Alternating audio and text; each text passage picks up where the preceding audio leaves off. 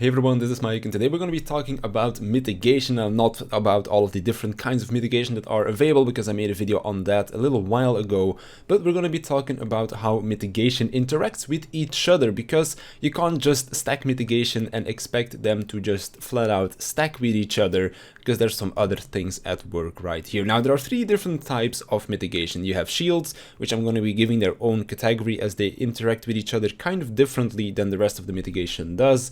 We have defensive debuffs that we can apply to a boss to reduce the damage that the skill will deal, and then we also have defensive buffs that we can apply to ourselves to reduce the damage that we will take. So those are the three different mitigations that we have available to us. Now, I'll talk about the shields first because they are kind of special and also very simple. So when it comes down to shields, you can basically look at them as effective HP. If you already have a 50% damage reduction on yourself and you are going to be taking 50,000 damage, then of course that damage will deal 25,000 damage, because that is just what 50% of that 50,000 damage is going to be. Now, if you have a shield on yourself that is going to reduce 20%, or 20,000 damage because you have a 20,000 damage shield on you, then instead of, for example, saying that the 50,000 damage is first going to be reduced by the 20,000 of the shield, and then the defensive buff that you have on yourself of 50% will kick in, thus you still take 15,000 damage. Well, that is not the case.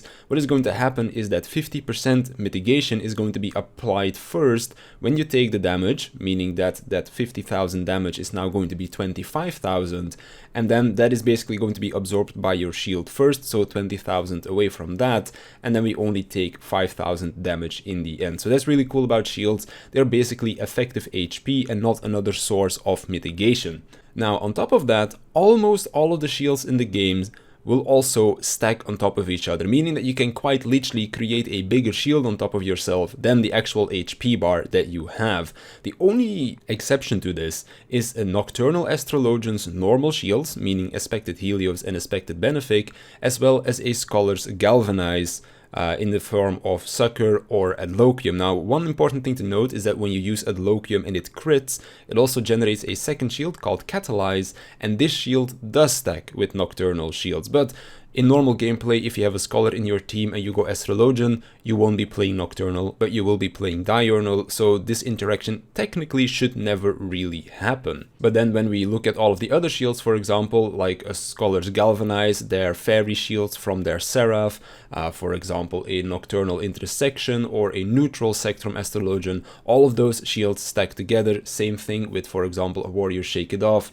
a Paladin's Divine Veil, and I'm probably missing a few others here. But basically everything stacks except Nocturnal shields with normal Scholar shields, but again, that interaction should never happen in the first place, because you should play as a Diurnal Astrologian when you play together with a Scholar.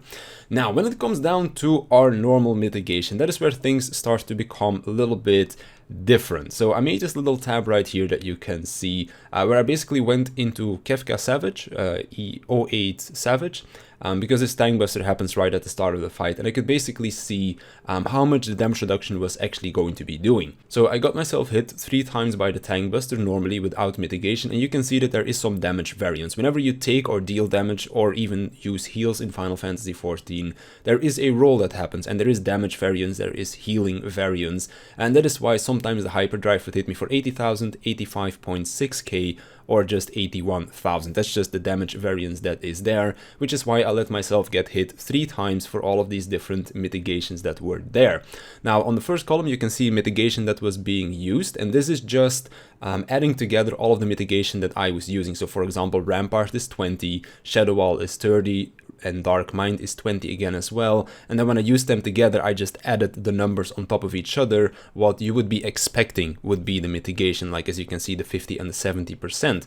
But then the actual reduction that it would give us is actually only going to be 43-ish%, there's a little bit variance there again as well, and then 55% instead of 50 and 70, because the reduction that is written next to there is what it was supposed to mitigate us for. And when we look at, of course, the Rampart, Dark Mind, and Shadow Wall on their own, then it actually did that mitigation. Of course, again, damage variance, so the numbers aren't exactly correct.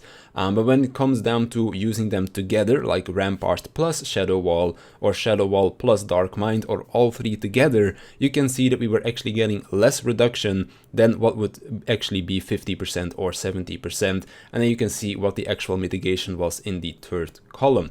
Now, this not only applies to our own personal debuffs, or our own personal buffs, but it also applies to the debuffs that we apply on the boss, like a Rampart or an Edel, for example. Okay, I know we still have Feint as well, but Feint is actually pretty useless at this point. It only really works in auto attacks or physical tank busters, because there are no physical raid-wide AoEs, or at least not that I know of. But basically, I just looked at how much a Reprisal would mitigate us for, I looked at how much an Edel would mitigate us for, and then if we used both of them together, we would normally get 20%, but as you can see, it is more around the lines of 16 to 17% that we get. You get less return on your investment of putting on that extra mitigation over there. And then we can pretty much draw this line to the rest of our mitigation as well. If we're stacking together, for example, a Heart of Light, a Dark Missionary, a Tactician, or something else from the ranged physicals, or something from the healers, you can see that there's basically going to be a decrease in effectiveness of all of those mitigations as well, going from the same example of stacking together a Rampart and a Dark Mind, not giving you 40%, but only about, like, well, I actually didn't do this one, but it's probably somewhere around 35% or something like that. Given how everything is going to give you a worse return on investment, the more cooldowns you layer on top of each other. So if you were ever wondering how mitigation stacks with each other, should you just blow all your cooldowns on one thing, or is it maybe better to only use two of them and then maybe save another for like the next tank buster that comes, or maybe some raid-wide AoE here or there, because basically the more you are going to be using, the worse your cooldowns are going to become. Of course, you're still going to get more mitigation out of it, but it's definitely not going to stack exponentially as you would be expecting it to be when you're using those skills. So it's better to just use one or two skills of mitigation per attack rather than blow everything that you have on it. Of course, if you don't need your mitigation, you can always do that, but in general, it's usually better to say, for example, if you're playing Gunbreaker, use that camouflage for example, just auto attacks here or there during a phase where healers are busy doing other stuff, rather than use it as extra mitigation on a tank buster, because if you're already using, for example, a Rampart plus a Heart of Stone,